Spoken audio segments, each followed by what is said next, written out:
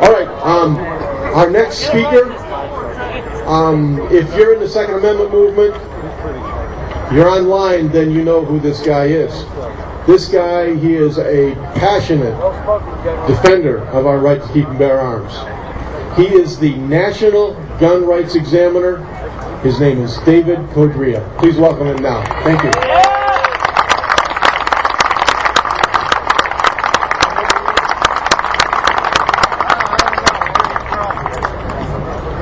This is where I'm supposed to stand, huh? All right. I think everybody saw President Clinton calling us patriots the other day and saying that even if it's not us, our rhetoric inspires hate. And I would like to just share a communication I get that's kind of representative of ones that I get all the time. And it said, and I'm sharing it with you because it concerns everybody here.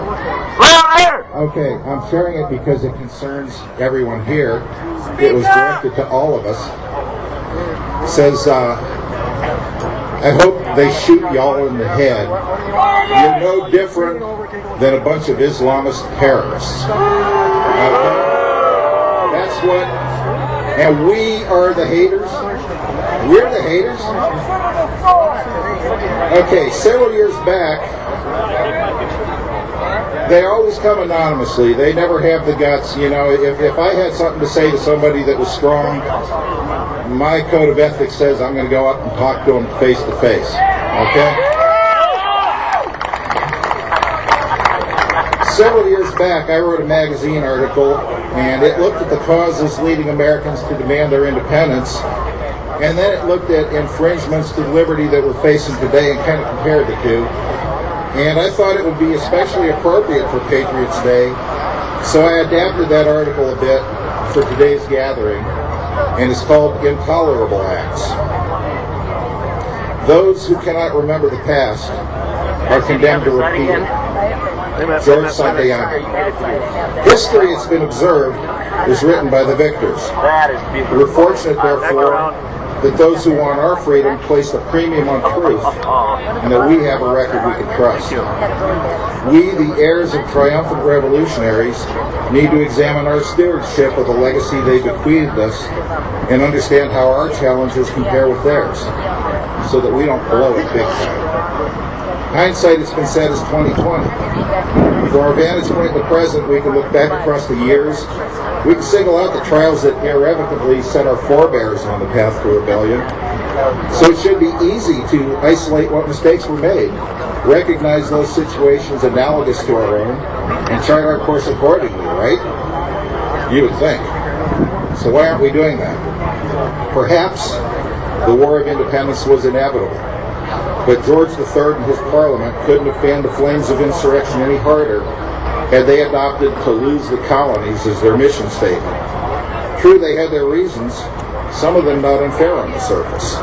Still, with an iron-fisted incompetence refined by centuries of tyrannical rule and elitist inbreeding, the remedies sanctioned by the Crown all but guaranteed escalating tensions to the point of revolt. And while a brute may at times motivate a stubborn mule with a stick, he uses it on a stubborn freeman at his peril.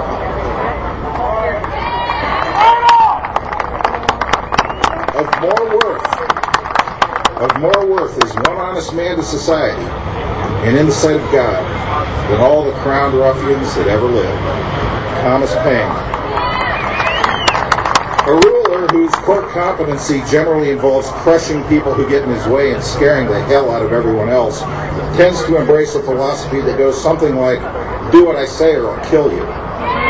This doesn't go over well with the liberty-minded, who have their own plans for life, and who know that the most productive and durable human motivator is, always has been, and always will be the pursuit of happiness. A corollary to this might be the more independent a people, the more likely they'll push back when provoked. And could there have been a more self-reliant breed than these colonials, who carved a civilization out of the wilderness and who were more than ready, able, and equipped to defend their lives and properties, and who understood and jealously guarded their common law heritage and rights as freeholders? You'd have to be out of your mind to pick a fight with a people like that. So naturally, if you're a congenital mental defective fated to yield the throne to a regent due to progressive dementia, your solution to all this would be to pick a fight. Because the idea of hereditary legislators is as inconsistent as that of hereditary judges or hereditary juries, and as absurd as an hereditary mathematician or an hereditary wise man, and as ridiculous as an hereditary poet laureate, Thomas Paine. Fixing his eye on the colonies, King George and his Parliament took a major step towards starting the fight by imposing the Stamp Act on all official documents, even newspapers, so press take note. And just to show everybody they weren't kidding, anyone caught violating it would be tried without benefit of jury, and the predictable condemnation from colonial assemblies, riots incited by the Sons of Liberty, and boycotts on British goods led to the law's repeal but a year after its enactment. Seeing how well that didn't work, Parliament passed the Townshend Acts, which levied taxes on vital items like glass, lead, and tea. It created a board of customs commissioners which put the squeeze on American shipping by seizing property and vessels through a practice we today call asset forfeiture. Ensuing riots led to the occupation of Boston, which really got people mad, and came to a head in the Boston Massacre.